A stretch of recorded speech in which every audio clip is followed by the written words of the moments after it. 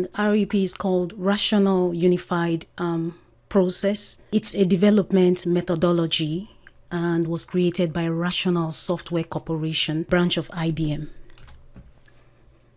Well, these two guys, they always gossip in the office, and the guy actually was talking to the lady, and he saw an application online, and he was saying maybe they could build their application like that. And an idea popped up on the lady's head. So she actually sat them down in the office, and then she told them that they could build the application with RUP methodology. And the other lady with the glasses says, "What do you mean?" And the guy goes, So she went further to explain. And then, well, before an application is built in RUP, a thorough business modeling, requirement gathering has to be done. And what is business modeling? Business modeling is actually, first of all, a BA has to know how the business functions. Is that you have work processes, work tasks, and so on. And these tasks and processes, they're actually interrelations, finally generates the company income, So a BA has to understand the business processes, the business functions, and then they can now translate those business functions or business structure. What you call structure is actually the processes, the tasks, and the functions, how they interrelate, The BA has to understand that, and then they can now model that business, And then also, if they can understand the business structure, they can actually gather requirements. So their first job duty is to understand the business processes, the business functions, the task, and how they are interrelated. That's how a business model is generated. Okay, so the stakeholders actually involved is every other thing and it's the project manager, the BA, the project sponsors, the SMEs, the designers, developers, testers, and every other person who's affected by the project. Okay, so RUP. Now, RUP itself, the meaning is an iterative software development process framework with 4 core phases. It's actually an iterative, people call it iterative, but I choose to call it iterative because, of course, I was colonized, my country was colonized by the Britons. So it's pronounced iterative. So if you will, I will pronounce it like that, So it's actually iterative software development process framework with 4 core phases. Now, those words that are underlined, I would explain further. So iterative means repetitive. It means to repeat something, or to redo it. Now, I went further to expatiate. It means it is a development process for arriving at a desired result by repeating rounds of each cycle. I went further also to explain so you could grasp, it is a complete development loop, Loop is actually repetitive, loop is redo. Loop resulting in a release of an executable product, a subset of the final product under development, which grows incrementally from iteration to become the final system. So every word you see here, repeating rounds of each cycle, incrementally from iteration to iteration, they will all be explained in the PowerPoint. So that's why I actually highlighted them red, so you know that it will be explained later. Now down here, into the same meaning. It says each phase can be further broken down into iterations, which is also linking to incrementally from iteration to iteration. Okay, the focus actually of iteration is on product quality. So the reason why this methodology goes into the rounds of repetition is to produce a quality application. That's why it goes through the repetition. And I will explain that repetition. I will explain the cycle. I will explain these words that says incrementally from iteration to iteration. Don't worry, you get it. So now the word framework up here, framework, is explained down here. framework is also called, some people, you see it in some books, you see it in some articles. It says, some people call it framework, some people call it roadmap, some people call it guideline, structure, approach, model. So all these words are used interchangeably. So it's a guideline, it's a roadmap, Okay. Now, it's further explained. So why is it called a framework? Well, it is called framework or roadmap because it steers the project. So I deliberately put a picture of a steering wheel to let you know that the framework actually steers the project in the right direction. It has a time frame. It's a milestone, You start from a beginning point and to an end point. I actually describe this to be the steering wheel of a car or the rotor for an airplane. Without those, the airplane is going to crash. Without anything to direct the airplane, it's going to crash. Even though if it's automatic steering, the plane has to follow the direction of that automatic steering or functionality. So framework means it's a roadmap. Even when it comes to our day-to-day lives, we have to have a roadmap in our lives. If we want to be a millionaire in the next 5 years, we have to have a roadmap. We have to have something to work with, like a structure, framework, roadmap, whatever you call it, You have to start maybe having classes like this. If you want to be a BA in the next 6 months, want to be a BA business analyst in the next 1 year, you have to have a plan, So this is the framework. RUP is a framework, is a roadmap for a project, for an application to be developed fully from the beginning to the end. So there's a time frame. Okay, so RUP actually has 4 stages. And the 4 core stages is this Inception Phase, or what you call phase, Elaboration Phase, the Construction Phase, and the Transition Phase. So like if you see here, I don't know if you can see my mouse, but the Elaboration Phase, you see there's a repeat. There's this repeat word there. And construction, there's also the repeat word there. And then transition, there's a repeat word there. I'm going to explain that further down in the PowerPoint. So I wrote down here, it repeats each round of cycle until a product is complete. Actually, there's serious elaboration iteration going here, down here. There's another serious construction iteration going down here, going on there. And then also the transition phase, there's also repeats. You know what I'm talking about. Okay, I'll explain. So iteration demonstrated. So I didn't want to cause any confusion. I just wanted to explain more on the previous slide. I talked about how those red marks, I'm going to explain them. So this is the spot. For instance, someone has a dream of an application. This is the dream application. So this application is called Opera application. I actually took this picture. If you see, there's actually HTTP, where I got the picture from is down. I took the picture from this link here. So I put it there. So it's actually a real application, but it's just that I put it here for demonstration purpose. So let's say someone has a stakeholder, management stakeholder, or project sponsor. They have a dream of building this application, this blue application picture here. And the dream is only in their head. They don't even know where to start from. So the job of the BA in RUP is to be able, first of all, if the stakeholder puts forward their dream to the BA and say, please, I have this dream. I know that we can have this kind of application, The BA should be able to say, okay, first of all, let me go ahead, give me some time. Let me go ahead to understand your business. What do you actually do in this business? Then he or she, the BA, has to go into the business. If it means shadowing, trying to sit down with one of those end users, trying to see their everyday work and trying to make notes from there, or what they call observation, shadowing, whatever, questionnaire, interviews, they can do all that. But they have to, first of all, understand, like I said in the previous slides, they have to understand the organization, the way it functions, the processes, the tasks, and how all those processes and tasks are interrelated.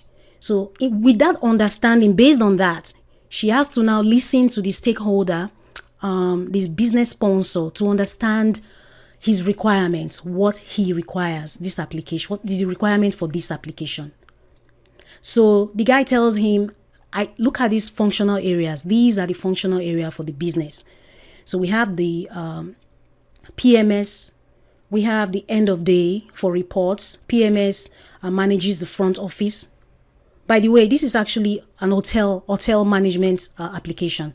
So the PMS is the application for the front office, where when people walk into the hotel, they are able to take their information, their profile, and give, place a room for them, reserve a room for them, and so on and forth. So the end of day is reporting. This one is reporting, and this one is room service, like that. So these are the functional areas of the business. So the guy says, please, all these functional areas, I want all these functional areas in the application. I don't know how you're going to do it, but we have to get this done. And then the work of the BA is to start gathering requirements concerning the application. Try to gather requirements, try to refine those requirements. When she's done gathering all the requirements, of course, she has to now document those requirements about the business requirement document. So that's the documentation she will now make, or he will now make, based on all these functional areas. So where the cycle comes in is when she has done, or he has done, all the requirement gathering. She has actually taken all the business requirements and then put them into documentation. Of course, she will now also translate that business requirement into functional requirement document, where the developers will now start, or designers, it depends, they will design more. The BA will actually do the prototype sort of, but with wireframes. You know what I mean? Just the structure of what she has gathered so far. Organizations, they are designers who are employed to do these things. But the job of the BA is to say the high level kind of design with wireframes, with use cases and so on and forth. She'll capture it, or he will capture it in the functional requirement document. And the designers will go ahead and now design the real design, how the real functional prototype, how the system should look like based on that functional high-level document that the BA was able to construct.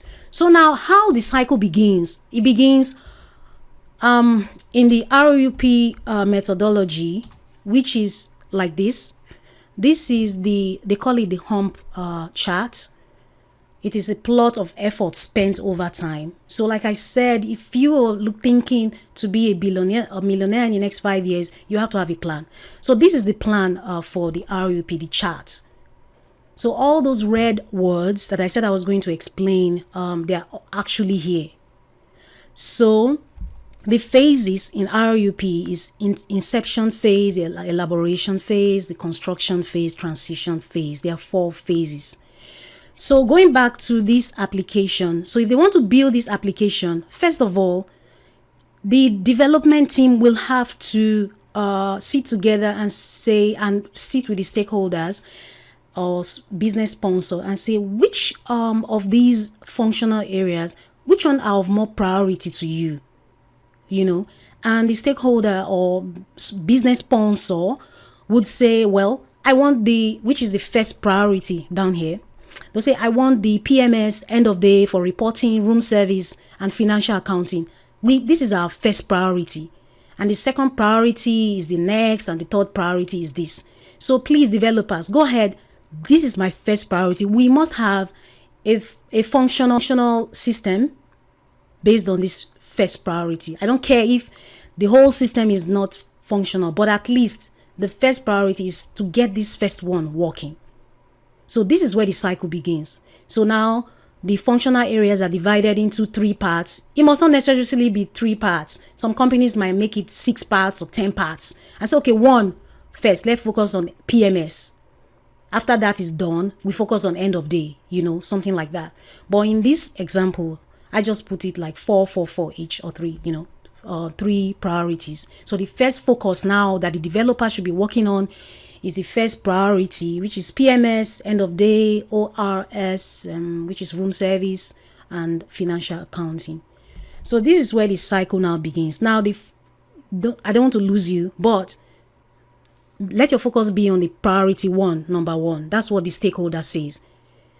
Project sponsor says, please focus on this. After we're done with that, we focus on the next priority. So where the cycle begins with the first priority is down here. So of course, like I said, before anything at all in RUP, before anything in the inception phase, the business modeling and the requirements, they have to be done for all these functional areas. They have to be done. That's why if you see on this chart, you see the red mark here. It's like a mountain in the inception phase. And then down here in the requirements, you see business modeling. In the inception phase, there's a huge mountain here. And then it comes down to elaboration. It's also huge, but it's fading away now. It's fading away.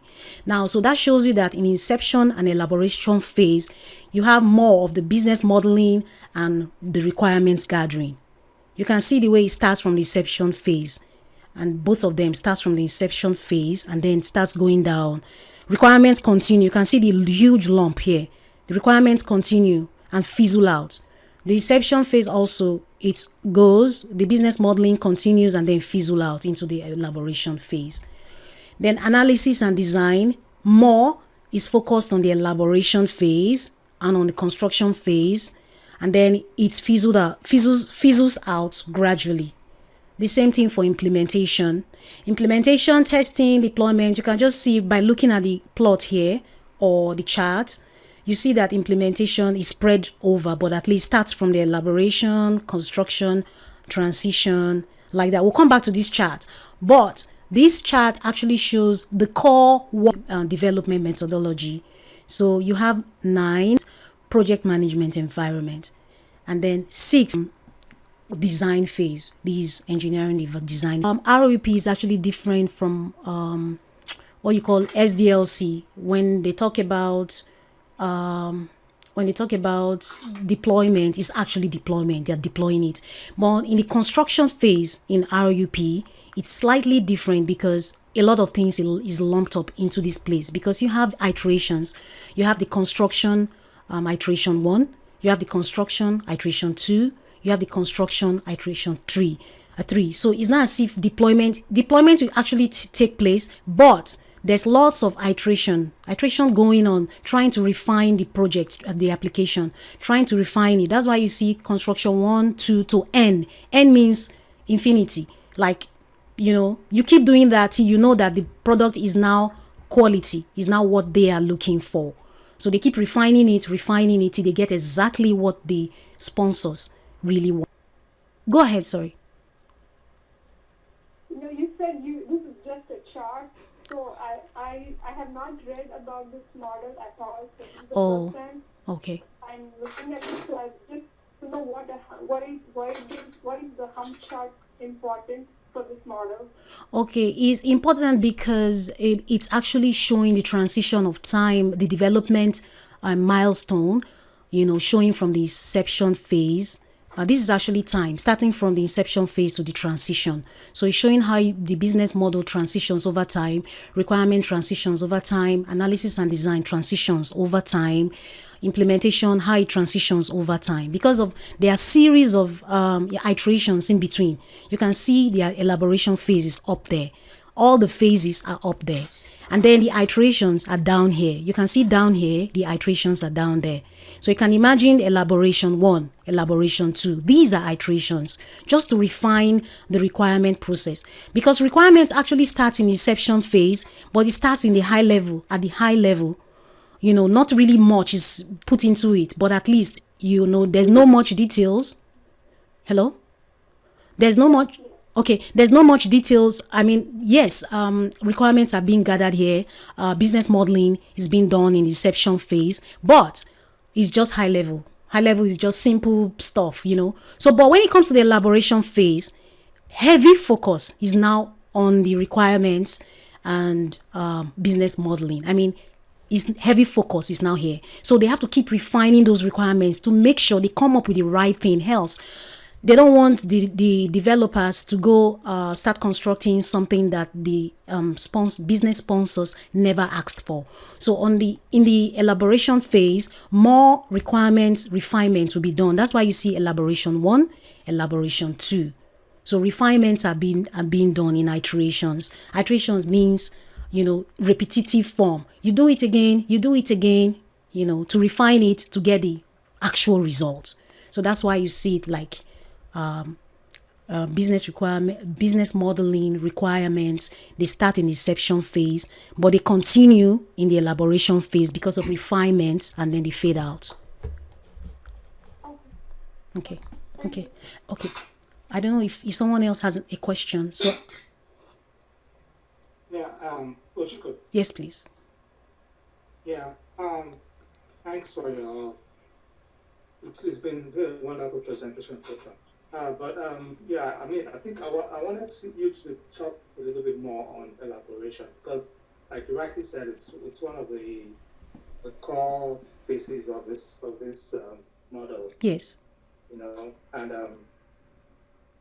what happens?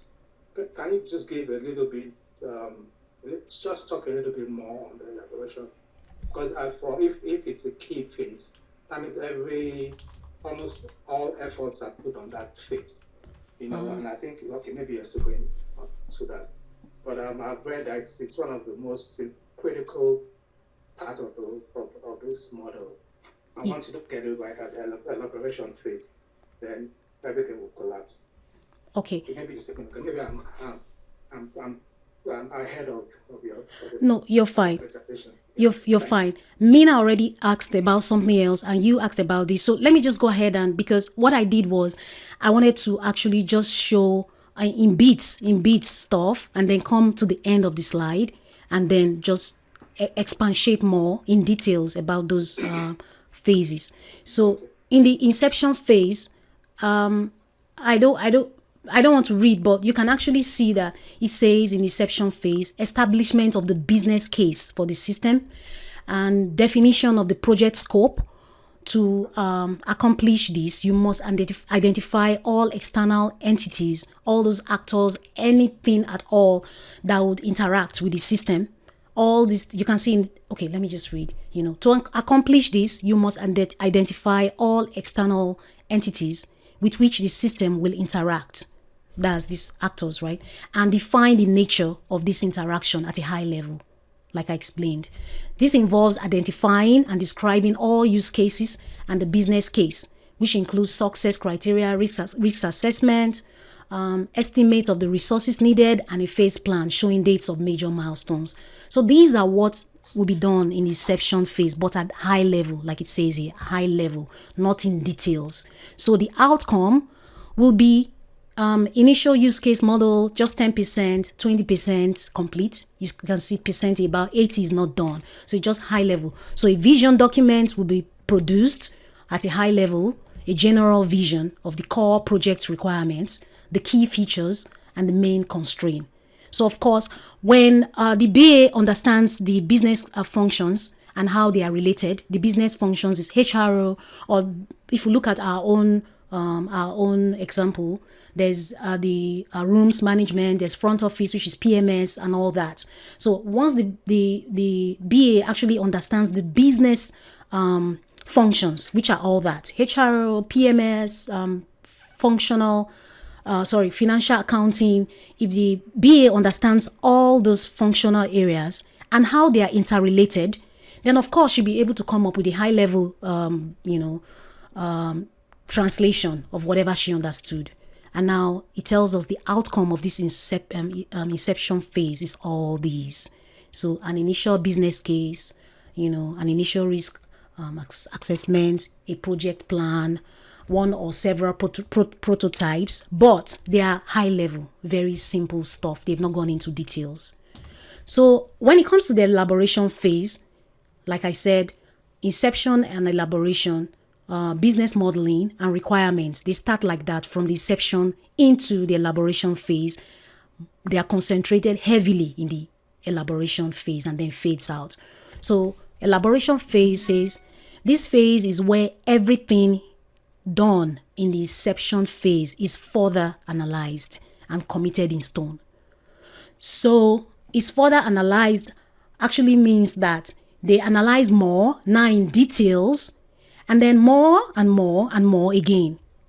The problem domain, sound architectural foundation is established, full development of the project plan, and eliminating the highest risk elements of the project. So this is the phase, is a make or break phase. It's a phase where after they have done all the iterations, gathered all the should I call it artifacts, whatever, gather all the information they need, all the analysis they need, all the use cases, all the wireframes, all prototypes, everything they've gathered together. Once they look at it, they'll be able to deduce, to say, well, we can't take this project. The risk is higher than the gain, Or, well, we can take this project and commit it in stone now. So now we can push this document or whatever to the construction phase. Let the developers now begin whatever they need to begin. You know what I mean? So now at this stage, you see the outcome, what they call artifact, is now a use case model, at least 80% complete. You can see it's rising, and later it will fade. It started from 10% to 20%, between 10 and 20%, and then it's increasing. It's now increased to 80% complete, and now it's fizzling out already. So all use cases, actors have been identified, and most use case description have been developed, and supplementary requirements captured. The non-functional requirements and any requirements that are not associated with the specific use case.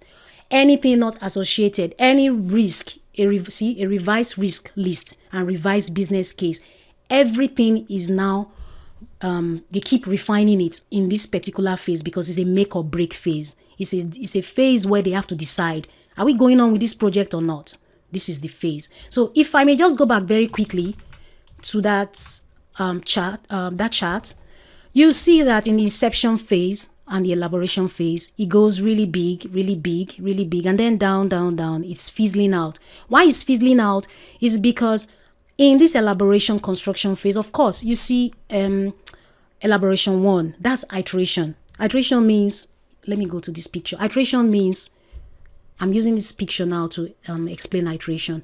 It means once they take on a particular, once they take up this first priority, which is what the business sponsor wants, they have to construct that first priority using this chart. Like you can see, inception phase. They have to get the requirements, elaborate more on it, and then continue to construction, and then to transition, and then continue on the next priority, and then the next priority, and then they can now integrate the 3. So the first priority is worked on, but how it's worked on is inception, elaboration, you have the business modeling requirements, and then the iterations are done like this. So that first priority, the first functionality it comes like this. This first image, you see there's no shadow, there's nothing. That's how that first priority, that's how it's worked on, and then it's worked on again, because of course the more they get requirements along the way, that's why it's the business modeling and requirements fizzle out along the way.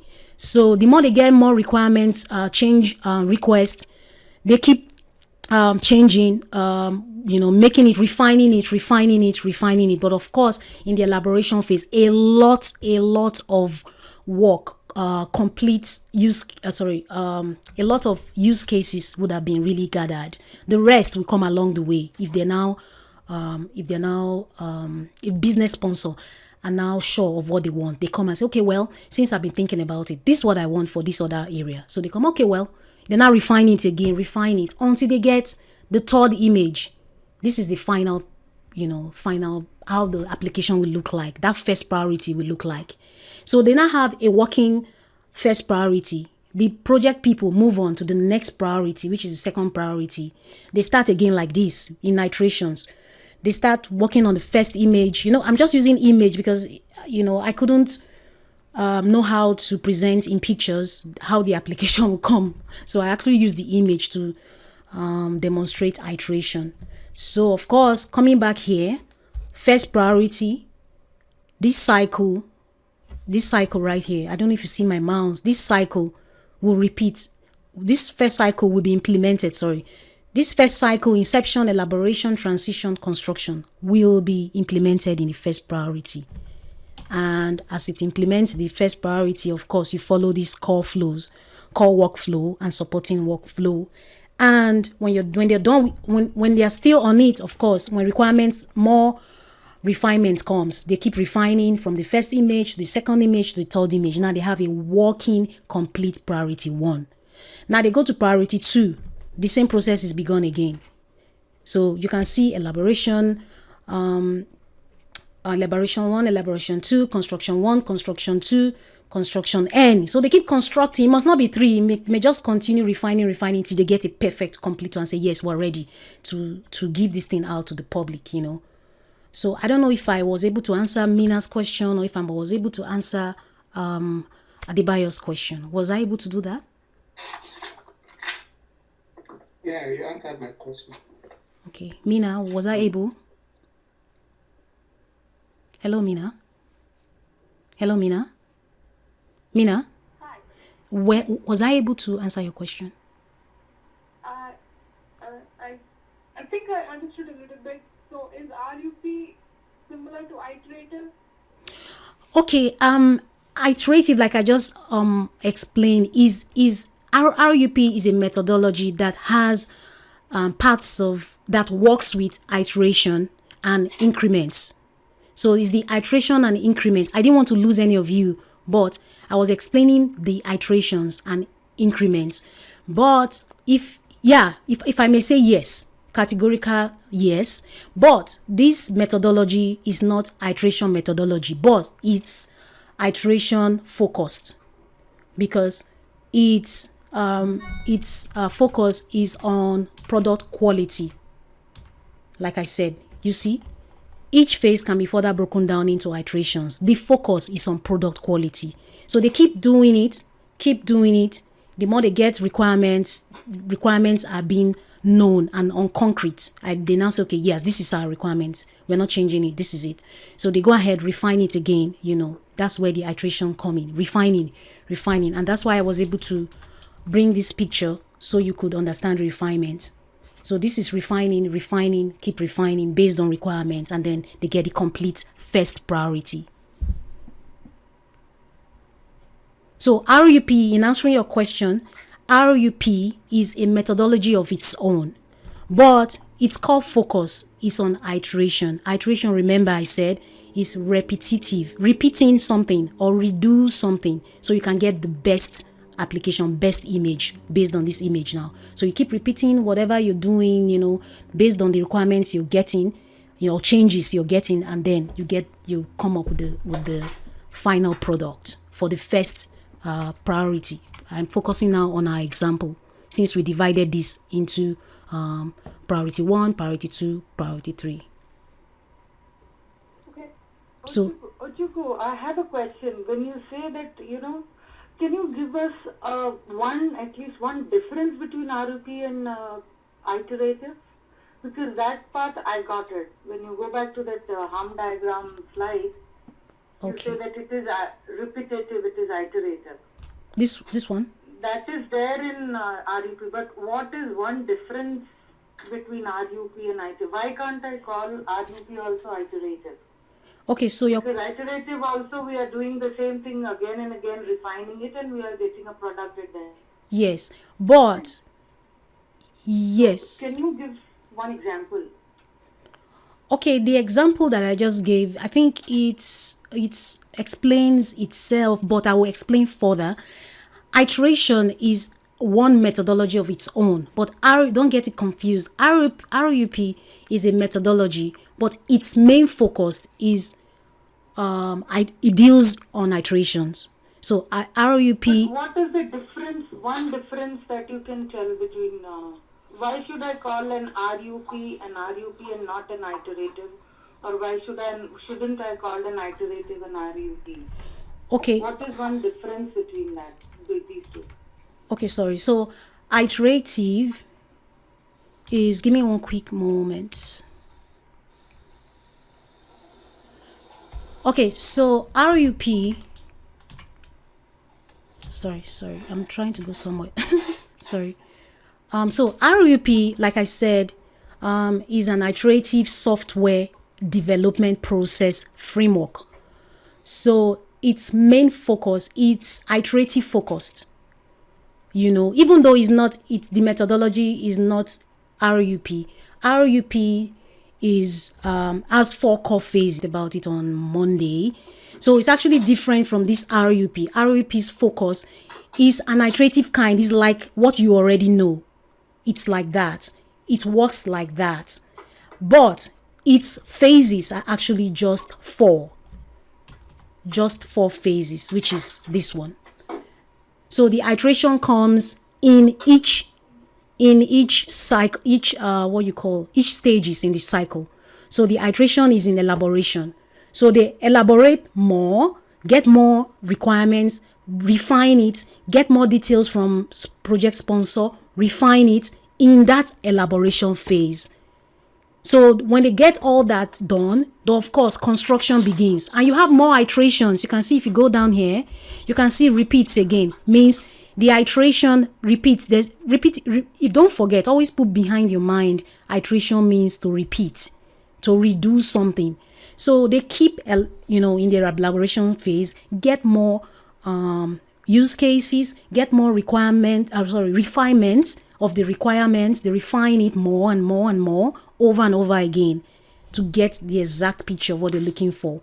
And then when it comes to the construction phase, it repeats again. So they repeat the design, like just to get the best functionality that the sponsors are looking for. So it's not as if RUP is iteration is RUP. No, iteration is on its own. But RUP's main focus is 4 phases that focuses on repeating its design to get what the project sponsors are looking for. It's priority 1, priority 2, priority 3. And what he talked about, iteration, is refinement, redoing, So it's clear now, right? So I can go to the other slide. So just to make everybody not to sleep, that's why I put all the pictures, don't mind me. So she said, do you catch the RUP methodology now? And Lucy says, yes, thanks, it's quite clear. And the guy says, I think so. Then she says, I would explain further the phases. So I've already explained inception, elaboration. So the final 2 slides is during the construction phase. It says during this phase, all remaining components,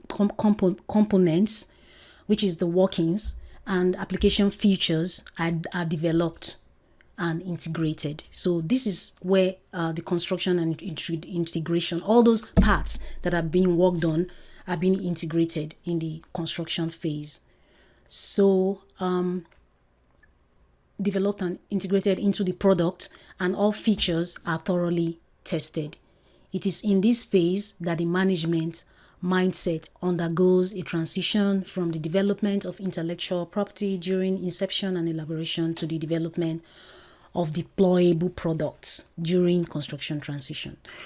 One of the critical qualities of the architecture is its ease of construction. This is one reason why the balanced development of the architecture and the plan is stressed during the elaboration phase. Okay, what this is talking about is the reason why focus is on the elaboration phase is that they want the product requirements refinement there. That's where they make decisions. Should we go on with this project or commit it in stone so we can start the design, So when they commit it in stone, of course, the design begins. And then the construction phase is when integration. They now integrate all those parts, all those increments that they've worked on. They now integrate it to become a one fully functional application. So the outcome of the construction phase is a product ready to put in the hands of its end users. At minimum, it consists of, so these are the outcome, as in the artifact. It's the software product integrated on the adequate platform, and the user manuals, And then of course, all the manuals will be ready for all those increments that they worked on, the application, those those pieces of product that they've worked on. Of course, it will be integrated, and the manuals are already ready. And then a description of the current release, of course, is a document too. A description of the current release. Okay, so if it's the first release, they say release 1, version 1, or version 2, version 3, or whatever. Than that now. At this point, you want to say something? Yeah, I think that's when the milestone is when that's the testing stage of it. When it's tested, operational exactly. So the operational capability of the application, of course, this is where it is. Milestone, initial operational capability, whatever. Anyway, this point, you decide if the software, the sites, and the users are ready to go operational. Okay, yeah, I think that's what they're talking about. Without exposing the project to high risk. This release is often called a beta release. So beta release is also, I think, user acceptance testing, where of course the users that would use the system or the stakeholders will actually go check, see if the application functions exactly the way it's supposed to function. So whenever you hear about UAT, which is user acceptance testing, transition. So the transition phase, I forgot. Transition phase is the purpose of the transition phase is to transition the software product to the community. So once the product has been given to the end user, issues usually arise. So now when the product is, here and they are doing the testing to release the application to the general public here, which is the transition, there will always be a defect or something pointed out. The end user will like, well, this is not how the because of course when you impute something, when the testers are testing the end users do the testing and they come up with the testing. Actually they call them test cases, and then of course they impute information, and the output, if it's not rhyming or if it's not what they are seeing, the end user is going to complain. They were like, no, I imputed this came out, this is not the result, it's not supposed to be like this, so that's a defect. So now they have to go back and redo.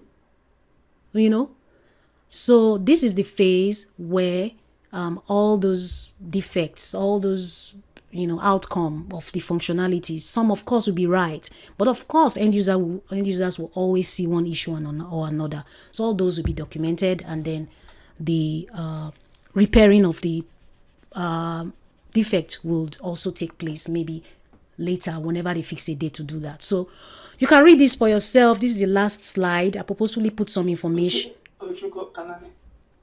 Can I add something? Please do. Yeah, this phase is. I noticed while I was reading it before now that there's no maintenance phase, and there's this part that I read that the maintenance phase is inbuilt into the system. It's continued from the initial inception phase all the way to the other phases. It's inbuilt, and because it's actually high on risk, it tries to eliminate risk at all costs. Yes. That's this model you're talking about. Yes. RUP, and then it's very high on quality. Yes. As well. Yes. So it's risk.